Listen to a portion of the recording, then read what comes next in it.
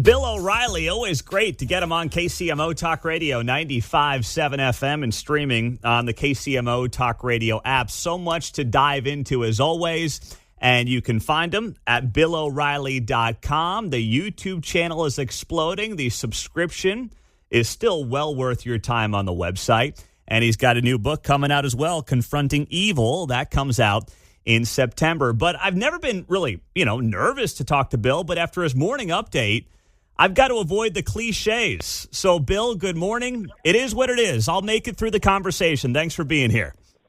Yeah, at the end of the day, you can't use cliches, Mundo. Okay? Oh, that's great. But there's a more serious thing than just petty annoyances here. And people who say the same things over and over and over again, and that is pretty much every cable news person. Mm-hmm. Okay? Are lazy thinkers. They're not formulating precise points of view. They're falling back on us. Well, what do you make of that? How many times have you heard one of these cable people go to a guest? What do you make of that? What's your question, lady? What's your question, bud? What do I make of, what do you want me? Take the whole thing? The whole Constitution? What do I make of it? I like it. It's good. And that is laziness. Mm-hmm. It's also an indicator that the interviewer doesn't know what he or she is talking about. Because when you don't know, then you can formulate a general question using a cliche like, well, we'll have to wait and see. Thanks. That's great. So I just gave you 15 minutes of my life, and the takeaway is I have to wait and see. Why don't you tell me that up front so I wouldn't waste my time? Oh, that is so true. And that's why you're having great success at BillO'Reilly.com.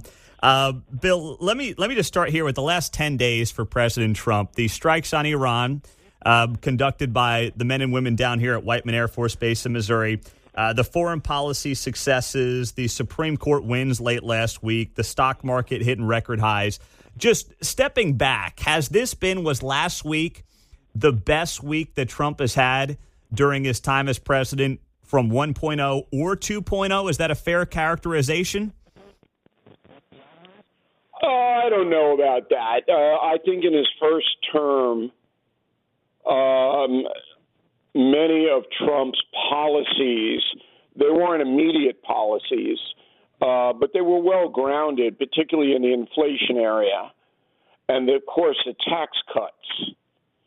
So to say that last week was his best week, I don't know if I want to get into that kind of evaluation. But in 2017, Trump cut taxes and got Congress to okay it until now, and that's what that big bill is about.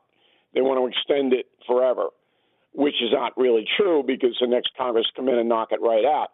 But last week, what Trump accomplished was that in the short term, he shut the mullahs down, shut them up, and the stock market, for whatever reason, and I'm not a financial guy, is going up exponentially, so that looks good for him. But I think longer term, all of these things are going to have to play out, particularly the tariffs. And then you're going to have to go into Putin, which is unbelievable. And I'm going to do my YouTube commentary. And we want everybody, the YouTube channel for Bill O'Reilly is free. It's youtube.com/Bill O'Reilly. And I do different things there than I do on the No Spin News. But I'm going to analyze why Trump has not persuaded Putin to be a human being. And a lot of it's in my book, Confronting the President, Confronting Evil, which comes out September 9th. But we're going to do that tonight. But anyway, Trump had a good week. I worry about some of his people becoming arrogant. I've seen it. They're getting a little bit too taken with themselves. That's not good. So that's where we are. So is it up to the president to keep those who might be getting big-headed in line, or is there something else that needs to happen on that front to not have bad things come out of it? I I've seen it in every single administration. So as you know, I interviewed 5 presidents. I mean, I go all the way back to Gerald Ford. And I never met Nixon. Never met Reagan. Those are the 2 guys that I did not meet. But I've seen it as a historian in almost every administration that once these people get a taste of power and some success, got to be fair, then they really start to strut around. And that's not good. This is like being an overconfident sports team. Mm-hmm. I am sensing some of that coming out of the Trump administration. What would you advise President Trump to do to make sure that doesn't get worse? There's nothing he can do because he has so much to do directly with running the country. He can't supervise all the departments. Mm-hmm. No human being could. And that's why some of these people, not all of them, but some of them, get out of control. They aren't being held to account. As long as they do their jobs, as long as they're not causing Trump any problems, he's not looking into how they're behaving. I mean, it's a good word.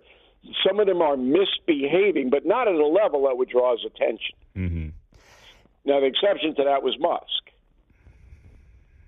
That's the best example I can give you. Mm-hmm. So Musk was hired to run Doge to cut out government waste, and then all of a sudden he's telling Trump what should be in the budget bill. Mm-hmm. That's a little bit, wait a minute, I hired you to be the third base coach, not to make out the lineup. Yeah, you did see that with Elon. So is this stuff, last thing on that point, is this stuff that you're seeing, in public that other Americans may pick up on, or is this stuff you're noticing behind the scenes privately? Privately. Okay. Gotcha. Although there have been, some foolish statements, but I deal with these people, as you know, mm-hmm. All the time. And I dealt with I didn't deal with the Biden people so much because that was just a hopeless situation. Mm-hmm. You couldn't get in touch with anybody there. But I dealt with Obama a lot. And there was a point in the Obama administration after they passed Obamacare that they got out of control. And Trump's people aren't there yet, but I'm seeing a little bit of that stuff, and they ought to tamp it down. I may have to go public on it if it gets worse. Mm. Bill O'Reilly, he's on KCMO. Always great to have him here. So, Bill, this big, beautiful bill that's obviously going to be the topic of this week in Congress, the president wants to sign it by Independence Day. Is this a deadline that he should really be holding to, or is this something, in your estimation, he should back off of and make sure Congress does it right? Congress will never do anything right. Fair point. If you're hoping they're going to do something right, you're going to be waiting for a long time. So if I'm Trump, I want to sign this tonight. I want to get it done. And the reason is the bill is all over the place. I mean, it's thousands of pages long. But the tax cuts are the key to the American economy. You cannot tax people anymore. You can't. And the Democratic Party does want to. And the other stuff you can adjust to. The Medicaid supervision, the SNAP stuff, all the free stuff, that can be adjusted. The tax cuts can't. That goes down in flames. The economy goes down in flames. So if I'm Trump, you got to get that thing done. And he's, behind the scenes, he is bringing unbelievable pressure.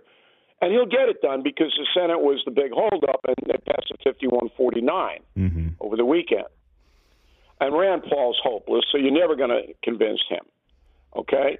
Tillis is, they knocked him out of the box in North Carolina. Boy, oh boy. And, he deserves it. And you know who's going to take that seat? Who? His seat in 26? Lara Trump. Oh, okay. Really? So she's been rumored, but you think that this is finally a go time for her? You're hearing it first on the Pete Mundo program. She's a lock. Wow. And she'll win. You know, I've heard that she's got her own show now on the weekends there at Fox, and she's always been known to be one of the better communicators when it comes to a surrogate for the family and the administration. Do you believe that? Very articulate. You know, it's not going to give you a lot of nuance. It's going to be straight party line. But if you like the party, she is a very, very articulate woman. All right. There you go. The Supreme Court decisions on Friday, Bill, a lot of big wins for the president there. Is there one of those that stands out to you above the rest that will have the biggest impact on the American people going forward? Well, I predict this would happen. You can't have judges in Seattle, shutting down presidential executive orders. It doesn't matter what party it is, because then you have chaos and anarchy. Can't govern. So that wasn't a tough call in the Supreme Court the way it's aligned now. Wasn't surprised. The birthright citizenship thing, Trump's going to lose that. So everybody's jumping up and down now in the White House saying, we got some wins, and that's true. But they're not going to knock out the birthright citizenship. What they'll do is they'll tighten it up a little bit. There may be, if you're here illegally and you give birth, then you're subject to review rather than automatic. See what I mean? Mm-hmm. So if you stuck in here just to give birth, which some women do, then a federal court oversight could disqualify you. I think that's how it's going to come down. But Trump's not going to be able to knock out a constitutional provision by executive order. I don't believe that he's going to win that. Mm. So, Bill, as we head through the summer here, I got my advanced reader copy of Confronting Evil. I'm excited to go through that this summer here. But I'll tell you what, with the guys on the cover of that book, Bill, you are going to knock this thing out of the park. I mean, you couldn't have timed this better with where the world is at right now, huh? So lucky. Somebody's looking out for that book. Yes. Because when we wrote the book and I designed the cover, as I always do for my books, I threw on Hitler, everybody knows, Mao Zedong, and then I got to contemporize it. I can't just do that because a lot of those are well worn, although we came up with stuff about all of these guys. And they're all guys. I wanted to get a woman in there. I couldn't find a woman who reached the level of evil as these 14 guys that we talk about. Anyway, so I threw Putin and the Ayatollah on there just to contemporize it. And now they are in the forefront of the news. So you're right. This will catch people's attention. It's a good book. I mean, and it's a book that you'll learn something on every page that you didn't know. You thought you knew everything about these heinous people.